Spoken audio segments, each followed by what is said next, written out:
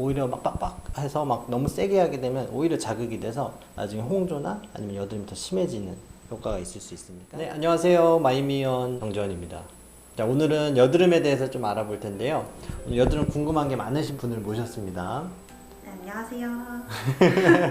여드름이 옛날에 많았나요?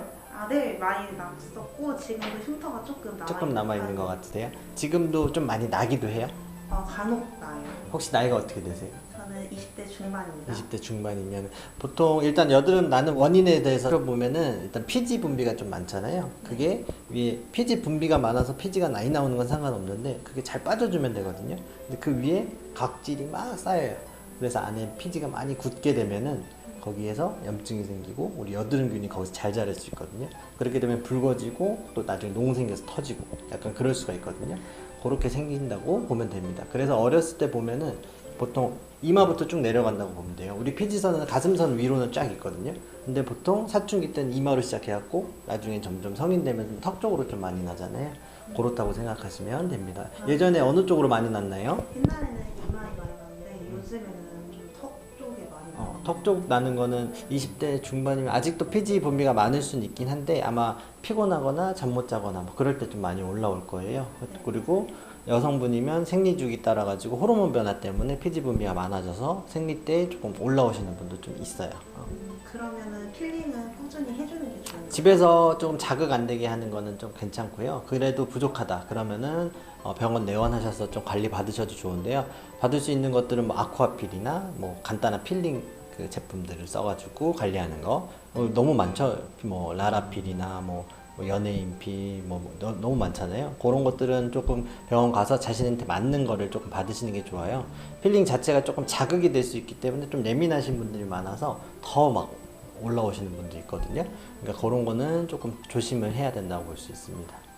그럼 제가 2차, 3차 이렇게 세안을 하는데 네. 여드름 피부에는 어떤 세안법이 맞는지 여드름 세안할 때 일단 약산성 클렌징을 쓰는 게 좋고 여드름뿐만 아니라 다 똑같아요. 살살살 자극이 안 되게. 왜냐면 어느 정도 그 우리 거품을 통해 가지고 살살살 문질러도 안에 있는 피지나 그 우리 화장했던 것들 다 따라 떨어져 나가는데 충분하거든요. 차라리 조금 그걸로 오래 한다, 롤링한다 생각하시면 되고 오히려 막 빡빡해서 막 너무 세게 하게 되면 오히려 자극이 돼서 나중에 홍조나 아니면 여드름이 더 심해지는 효과가 있을 수 있으니까 롤링을 통해서 부드럽게 해주신다는 게 중요합니다.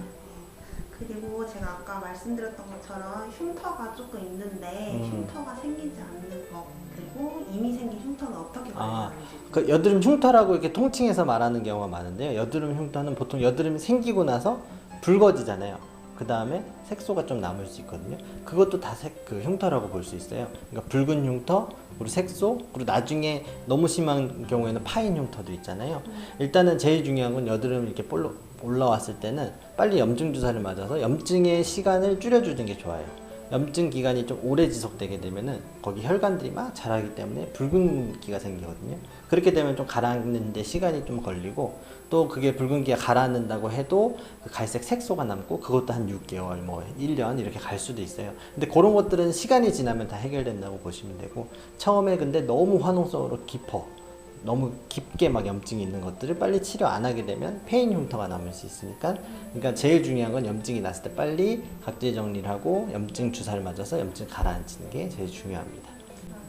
그러면은 혹시 여드름 피부에 잘 맞는 레이저 시술 같은 게 있을까요? 여드름 일단은 뭐 여드름 아까 원인에 따라 다르잖아요.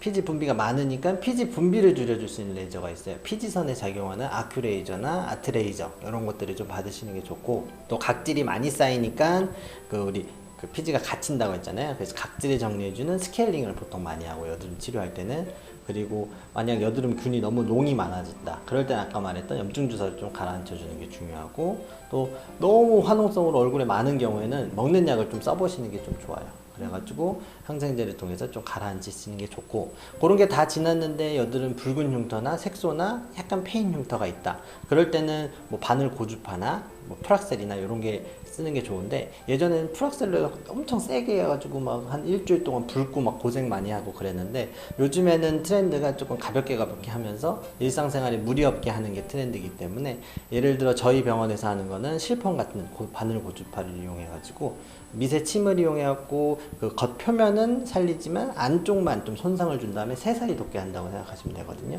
그렇게 되면 진피층도 튼튼해지고 색소나 뭐 붉은 흉터나 그리고 약간 패인 흉터나 아니면 모공이나 이런 데 다 도움되니까요. 그런 것도 한번 상담 후에 한번 진행해 보시면 좋을 것 같습니다. 네, 감사합니다. 또 궁금한 거 없습니까? 네, 알겠습니다. 네. 더 궁금한 건 다음에 좀 더 알아보도록 하고요. 여러분도 그 여드름 생겼을 때 빨리빨리 가라앉히는 게 제일 중요하니까요.